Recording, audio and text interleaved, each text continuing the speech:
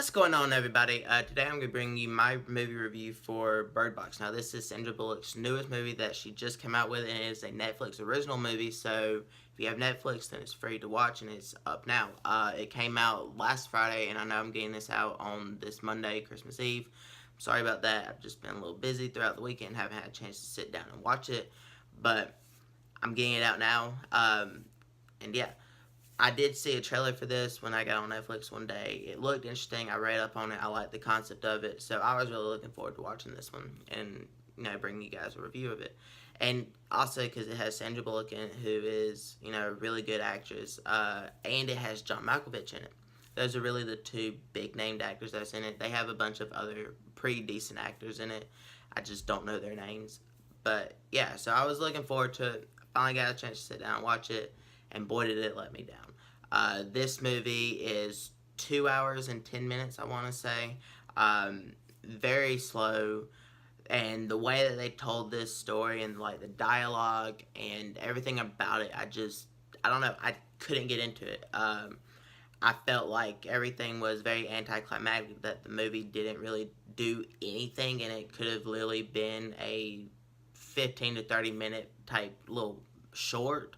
But that just got fleshed out into a long movie.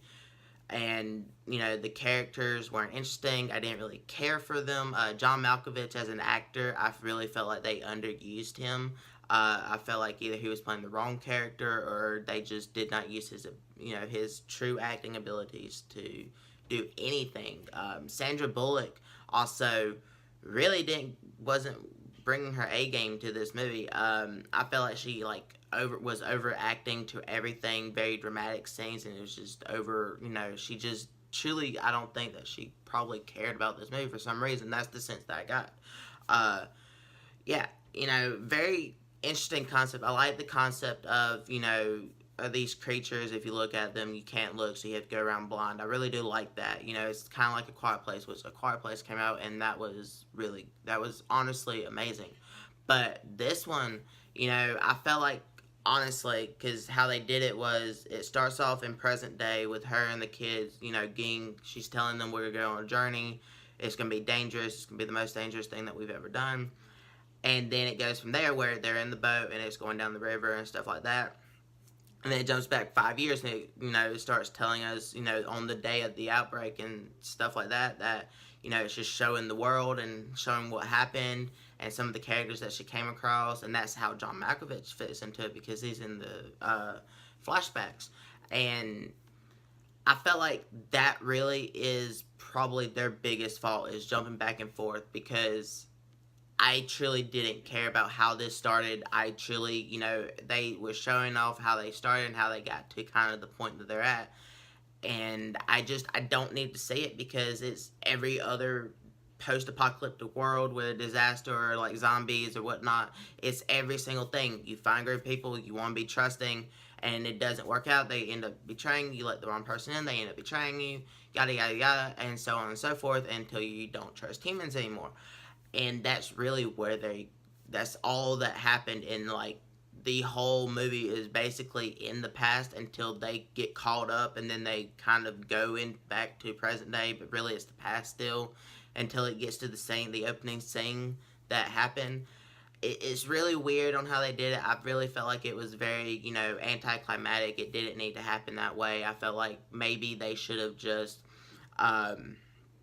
started it off right where they started it and went from there with their journey, or maybe started off where the guy is still with her, the black dude. I don't know, his name or the actor's name. I know that he's in a good bit of stuff here recently, and honestly, he is really the only character and actor that I thought that did a really good job, especially the scene where he was talking to Sandra Bullock's character Mallory, and she puts his hand on her stomach because she's pregnant in the 5 years past. So that whole scene, I really did think that he got the best, acting moment out of the whole movie.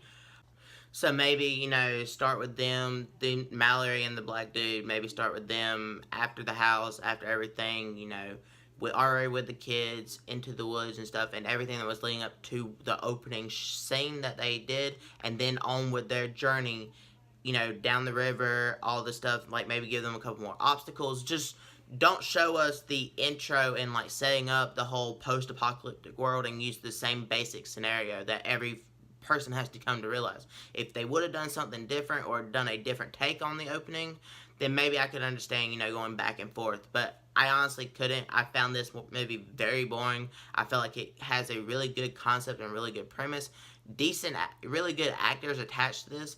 It's just the fact that the movie, I felt like the script was weak, the characters were boring, and the movie as a whole just was very anticlimactic and nothing happened. So obviously, if you can't tell, I'm going to give Bird Box an F.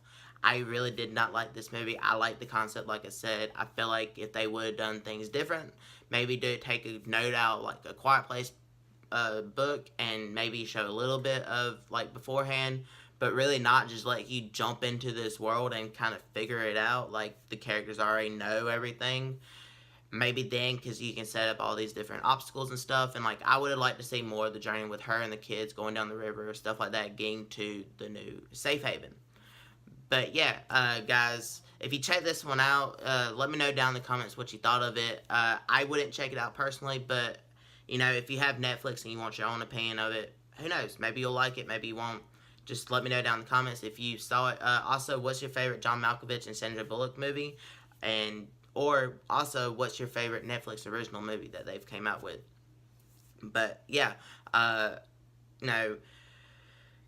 in the description, like always, I have links to my Instagram, Twitter, and Facebook pages for the channel. You can click on over there for updates on my personal life, things I'm working on, things I might be doing, like different ideas. I might have like a little poll on something that a movie or a TV show that I'm thinking about reviewing out 2 or 3 different things. I might get y'all's take on it. I also might give away some digital copies over there from some movies. I might do this and that. I also go live every now and again on Instagram and Facebook. So, just follow me over there if you like my content. If you like me, follow me over there. It really would help me out. Also, if you like this video, hit that thumbs up button because it really does help me out. Also, share it with all your friends, family, everyone that you know, and even people that you don't know. And hit that subscribe button for more awesome content like this. And I'll catch you guys in the next one. Goodbye.